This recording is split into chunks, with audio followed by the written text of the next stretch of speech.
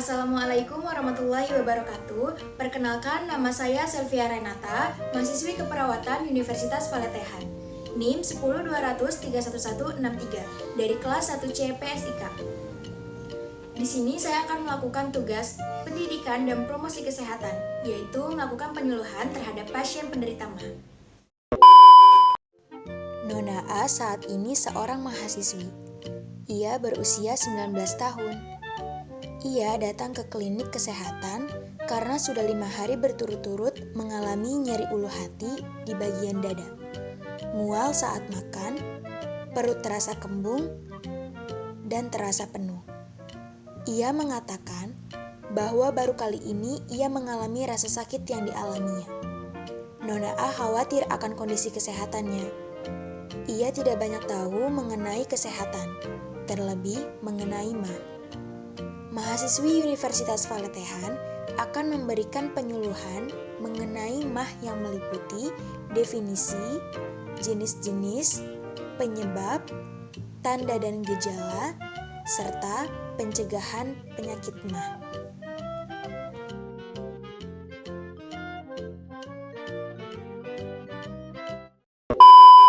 Sebelum saya berinteraksi dengan pasien, saya mempersiapkan diri terlebih dahulu, mulai dari fisik saya.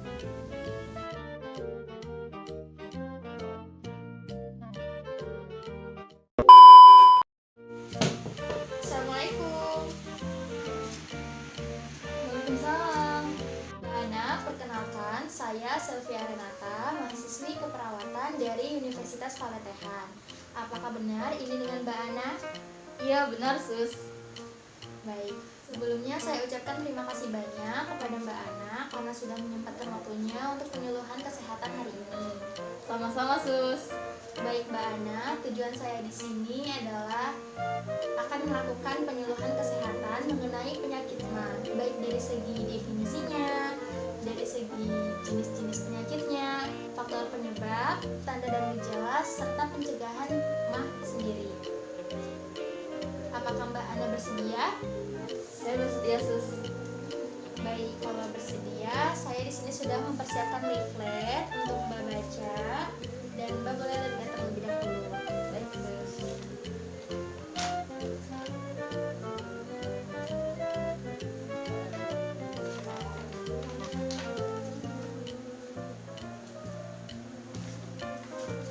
Sudah saya baca sus. Baik, kalau begitu saya langsung saja ya Mbak menjelaskan apa itu penyakit MAH. Jadi penyakit MAH atau yang disebut juga dengan gastritis adalah penyakit yang disebabkan oleh asam lambung yang meningkat sehingga terjadi inflamasi atau peradangan, lalu menimbulkan rasa nyeri pada ulu hati. Nah, untuk jenis-jenisnya sendiri terbagi menjadi dua. Yang pertama ada MAH akut. MAH akut itu terjadi pada saat ini atau baru-baru ini dalam kurun waktu kurang dari 6 bulan. Kalau MAH kronis, MAH yang terjadi sudah menahun atau yang sudah lama terjadi dalam kurun waktu lebih dari 6 bulan. Untuk penyebabnya sendiri ada banyak faktor penyebabnya Mbak. Tapi diantaranya ada karena stres, ada karena suka makan makanan yang pedas, makan makanan yang asam, ada karena suka minum minuman yang berkafein, minum minuman yang alkohol, lalu ada juga makanan yang tidak teratur. Nah, untuk tanda dan gejala sendiri itu biasanya mual, pusing, muntah, nyeri pada ulu hati, dan perut terasa kembung. Nah, yang terakhir, pencegahan penyakit MAH. Pencegahan dari penyakit MAH diantaranya ada makanan teratur, lalu mengurangi minuman yang berkafein, mengurangi makan makanan yang memicu timbulnya penyakit MAH seperti makan makanan yang pedas, makan makanan yang asam, lalu jangan stres, dan lain-lain. Baik Mbak, dari yang sudah saya jelaskan tadi dan sudah saya paparkan tadi, adakah yang ingin ditanyakan? Tidak sus, saya sudah mengerti. Baik, kalau sudah mengerti, saya akan melakukan evaluasi ya Mbak terkait apa yang sudah saya paparkan tadi. Iya sus. Coba tolong Mbak jelaskan apa itu penyakit MAH? Penyakit MAH adalah penyakit yang disebabkan oleh meningkatnya asam lambung sehingga terjadi inflamasi atau peradangan yang mengakibatkan nyeri pada ulu hati. Baik, tolong sebutkan ya Mbak jenis-jenis penyakit MAH. Jenis-jenis penyakit MAH itu ada dua. Yang pertama, MAH akut dan MAH kronis. Sekarang tolong sebutkan ya Mbak penyebab-penyebab penyakit MAH. Penyebab dari penyakit MAH itu yang pertama, makan tidak teratur, suka mengkonsumsi makanan yang pedas dan asam, meminum minuman alkohol, kafein, merokok, dan stres. Oke, sekarang tolong sebutkan apa saja tanda dan gejala dari penyakit MAH. Gejalanya biasanya itu merasa mual, perut terasa kembung, nyeri pada ulu hati, dan pusing. Oke, sekarang yang terakhir nih Mbak, apa sih pencegahan yang dapat dilakukan? Pencegahannya itu biasanya kalau saya sendiri itu makan dengan teratur, terus mengurangi makanan yang pedas, mengurangi minum kafein, dan tidak terlalu stres. Oke baik, alhamdulillah ya Mbak. Sekarang Mbak sudah mengerti dan paham betul akan penyakit MAH ini.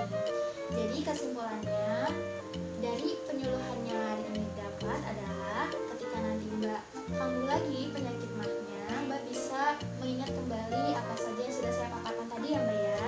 Dan Mbak harus bisa mengenali penyakit MAH ini. Baik Mbak Ana, apakah ada yang ingin ditanyakan lagi?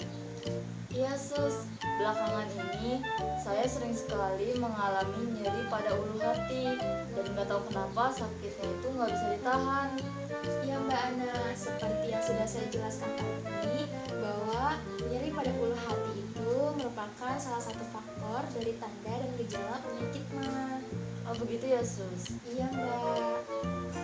Sus, saya mau tanya dong, obat-obatan apa saja yang bisa meredakan penyakit MAH pada saat MAH itu kambuh?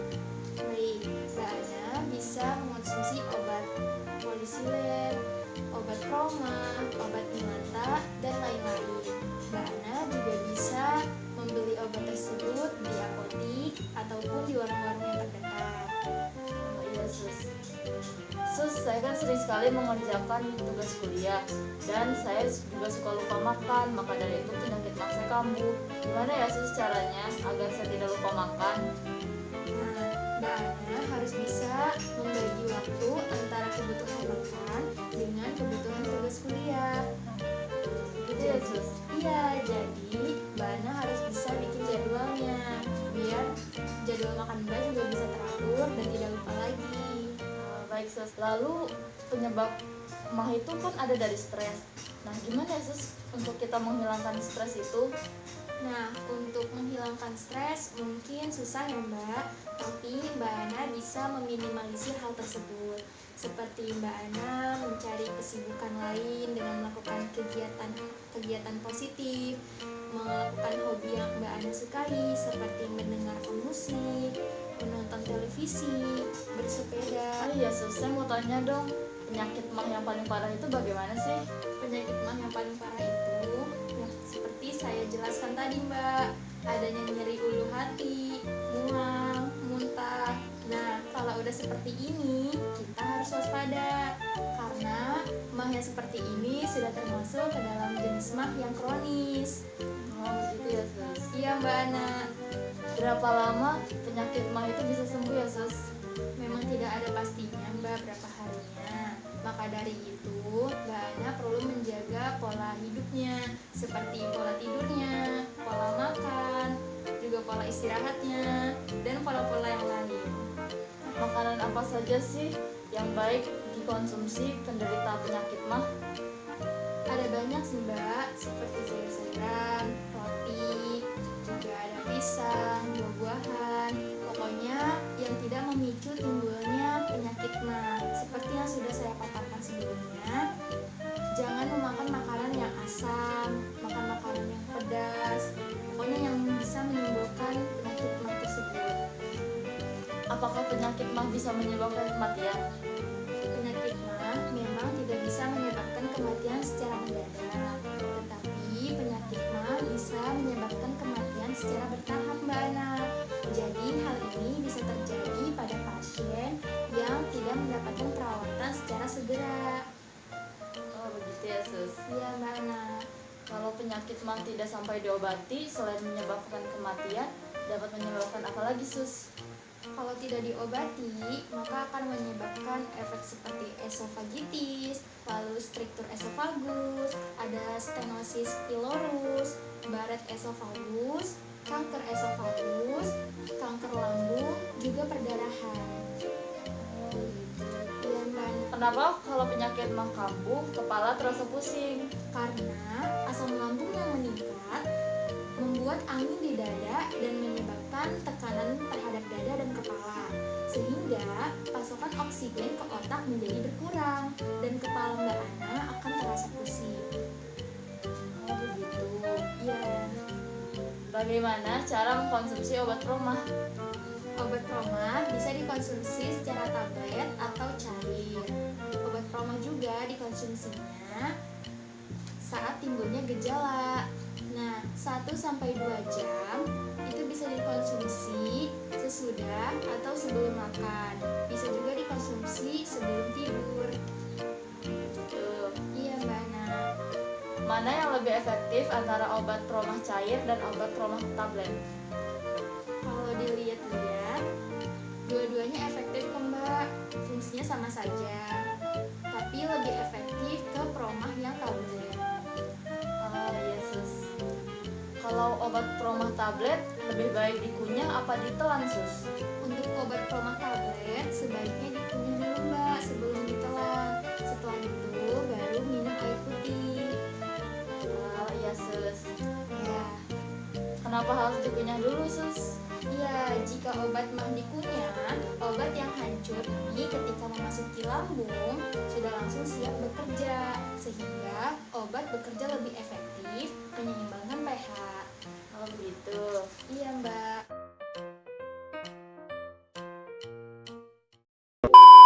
Baik, Mbak, apakah ada yang ingin ditanyakan kembali? Sudah cukup, Sus. Sudah cukup ya, Mbak ya.